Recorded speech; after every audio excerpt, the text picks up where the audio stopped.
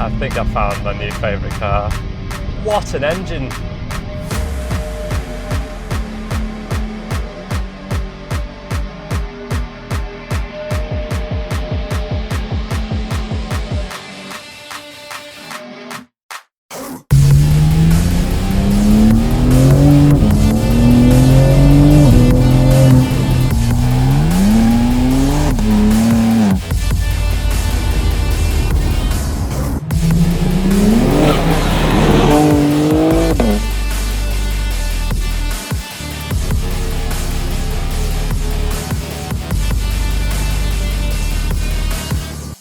Me and this G80 M3 are going to get on very well indeed.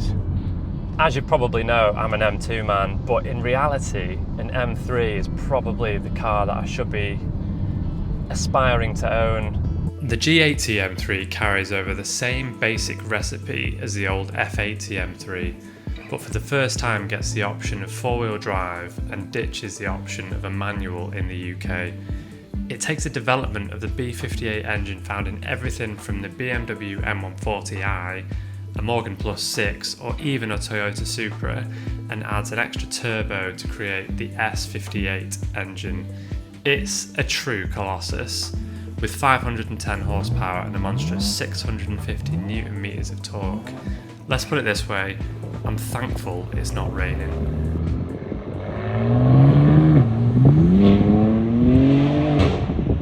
If you've seen my M4 video, you will have realised I got on with that car really well. At first I was intimidated by it. It was actually really poor conditions. It was cold, it was wet, it was winter basically. And I expected the car to be very difficult to drive quickly, and it just wasn't. You just have to drive it correctly.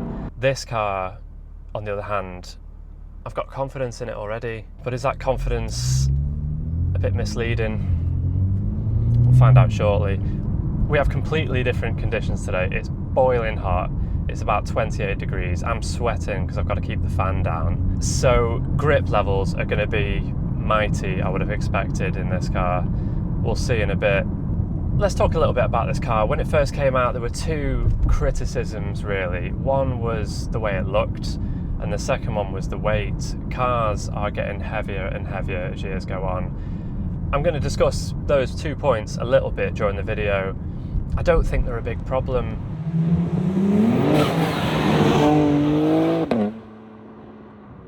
So starting with driving this car around town, this is absolutely fine. There's some little bumps on this road. It's just a normal A road in the UK. And it's absolutely fine, it's comfortable. I've got it in its comfortable setting for everything, throttle, suspension, exhaust, all that stuff.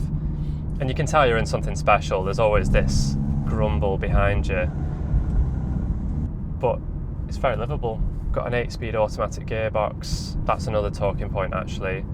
It's a perfectly capable daily road car. There are a few things that let it down, which I'll explain in a bit, but it's so easy to drive. I could easily be driving a 320d, but there's a few differences, I can assure you.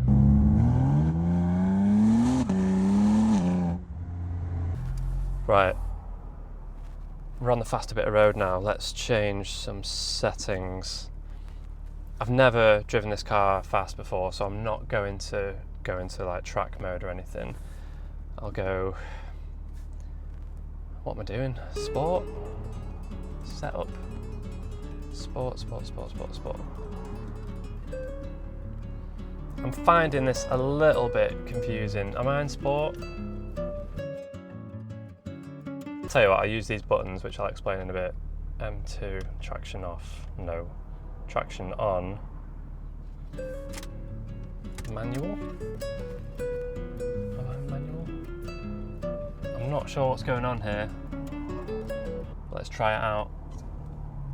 Okay. I'm not going to floor it in first. Let's hit second.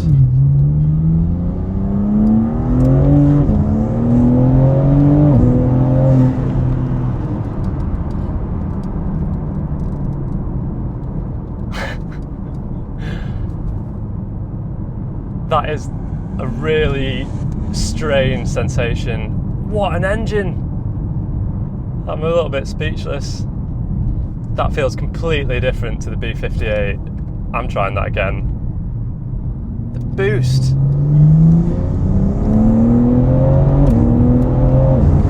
Oh my. That is sensational. That is so good. That's addictive, that is. The way it powers itself down the road is insane. And it's quite lively. I could feel the back end squirming a little bit, which made me a bit nervous. But this is on Michelin Pilot Sport 4S's. The size of the front tyres, I think the 285s on the front. I need to do this again. This accelerates like nothing I've ever driven.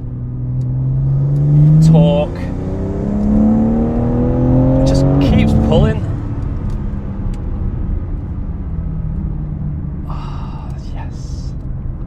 I think I found my new favourite car.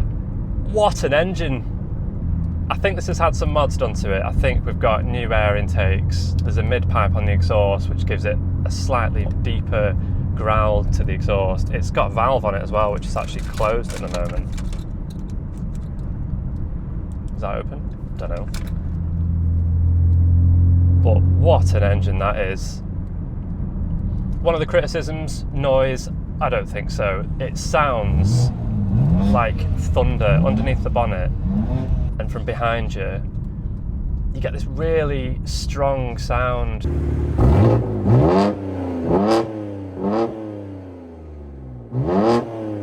Yes, it's not a singing V8 or a naturally aspirated straight six from the E46 days or the E92. It's a different kind of noise. It's a 2021 noise. Bring it on. I'm gobsmacked. I need this car in my life with a touring body shell. I'll take it. Okay, so we've discussed engine and performance off the scale. 0 to 60 is 3.9 seconds.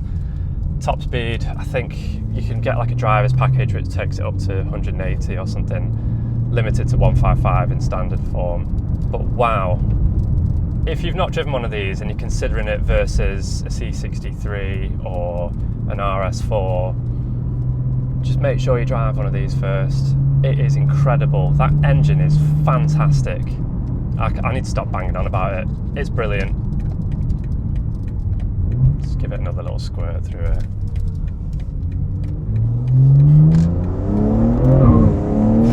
Little chirp from the rear tyres. There's a lot of torque on offer. It deals with it really well. These tyres are exceptional. Never skimp on tyres. People underestimate the importance of good tyres. Just put the good rubber on it. You'll thank me later. Let's go down some twisty roads. I'm in sport mode now. It's a completely different animal. The gear changes, the thump. I don't miss a DCT. The gear changes on this are rapid. I'm loving this car so much. I need it. 56 grand. PCP, perhaps. Sell some organs, sell all my family heirlooms, I don't know. Sell the house, sell the house. I could just live at work. This gearbox is perfect. Don't pull out on me, you poop. Steering's good. Steering is very sharp. It's electric, so it's not bristling with energy and vibrations, but it's quick. It's got a quick rack on it, this. I'm in love. I don't know if you can tell, I am absolutely in love with this thing. Oof. Right, roundabout. Let's see how we get on this roundabout. I'll do a full lap of it. Right, okay, front end. Grip levels. Fabulous. I'm trimming the line and it's just cutting in perfectly. Yeah, that's brilliant. Is this an xDrive? I don't think it is. This is a rear-wheel drive M3 and it's planted around the roundabouts. It leads me on to the weight. It weighs 1,730 kilos, which people complain is a lot, but It's not really. In modern day cars, it's not heavy. We demand things of our cars, we demand options. If you're ever going through Auto Trader and picking out a car that you want, you're going to choose the one that's fully loaded with options, aren't you? It's our fault. Yeah, there's other aspects as well, like safety, but that's a good thing. I welcome that. But we want the upgraded hi-fi, we want the heated seats, we want the special seats, we want the automatic gearbox, which is heavier than a manual. We want a bigger car so we can get more stuff in it. We want bigger wheels, we want bigger brakes. It all adds to the weight. So we can't really complain when the latest M3 is 1700 plus kilos. We asked for it. The new M5, on the other hand, we didn't ask for that, but it had to be a hybrid. Otherwise, BMW wouldn't have been able to sell an M5 worldwide. The taxes are just a joke. Look at France. This car is brilliant. What do you think about the way it looks? I like it, okay? I know not everyone does. A lot of people call the front end a beaver. But in the UK, with our number plates in the middle, it kind of hides that, and especially a car in black, I think it hides some of the negative points of the styling. I wouldn't want to be a body shop doing repair work without replacing panels on a car like this. Particularly at the rear, there's some very strange angles and sculptured like curves to it. To get those gradients in a body shop, I don't know, you're probably just better off replacing a panel. But I think this car looks great. It's not gorgeous, it's not the prettiest car ever made, but let's put it this way, if I walked outside my door in the morning and saw this staring at me, I would wet myself with excitement every day. It looks angry, it looks purposeful. This one has a few extra bits. It's got the CS style front grille with all the carbon on it. There's a lot of extras on this. It's got the carbon kit from BMW as well, and these seats, not to everyone's taste, especially the colour. Again, I can live with these, but it's the shape of the seats themselves. They are brilliant when you're sat in them. I feel like I'm at Alton Towers on one of their best rides. I'm really strapped in, I'm really cocooned in the seat, and it makes me feel part of the car, excuse the cliche, but I really do feel like I'm sat amongst everything that's going on. I would love to leave it there with these seats, but unfortunately they're not perfect. So they are very supportive. They're a great seat, but this is the problem. This is what the people complain about. This isn't so much a problem with an auto, but getting in with this tall bolster, just see how tall it is a bit of a pain. So you need to get your arse on there without bending or breaking or damaging the leather on here. I have found a way to do it, but it's not that sophisticated. If you try and throw yourself in, you hit your bum on here and then you hit your back on here because you try to avoid this, and you end up like winding yourself. But what I do is, as I walk up, put my hand on here, still undignified, and just lower myself into the seat, and I'm in. Not great, I feel like an old man. I'm on the really bad bit of road now. Let's just go into comfort. It's a bad bit of road, that. Normal A roads is perfect. On really terrible roads, you feel the size of the wheels and everything like that. Let's give it another squirt away from here.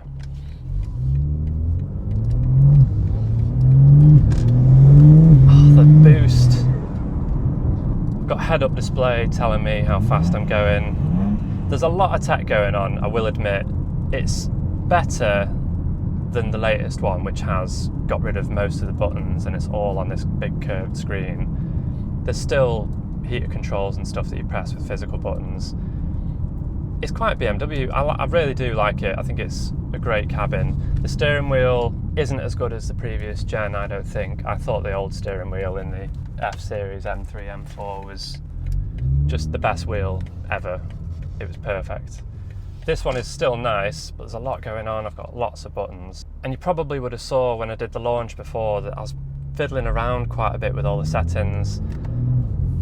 there's quite a lot going on, but luckily there is a solution to that. Once you've got your modes all sorted out, there's 2 buttons on the steering wheel here, M1 and M2, and they go to your preferred settings. It's a stroke of genius because you don't have to faff around with all these buttons here like I was before. You just press one button, M1, and away you go. In a car like this, you want to wake up in the morning and, if you want to, just have quite a chill drive to work. But you always want a car which has this undertone of feeling special. That feeling you get that if you're just being challenged by someone at the lights, you can just press a button and absolutely demolish them and have a massive grin on your face. This is that car. This is just brilliant. I am completely bowled over by the M3. It's not perfect, but in an age where the fun in life has been squeezed from us, not just in cars, but in everyday life, what with the cost of living crisis and everyone wanting to fight each other, to experience these special moments in a vehicle which delivers such stellar performance and yet is capable of carrying even my grandparents in comfort, albeit in the back seats, is a wonderful thing. And as long as the M3 exists in this form, I will remain happy.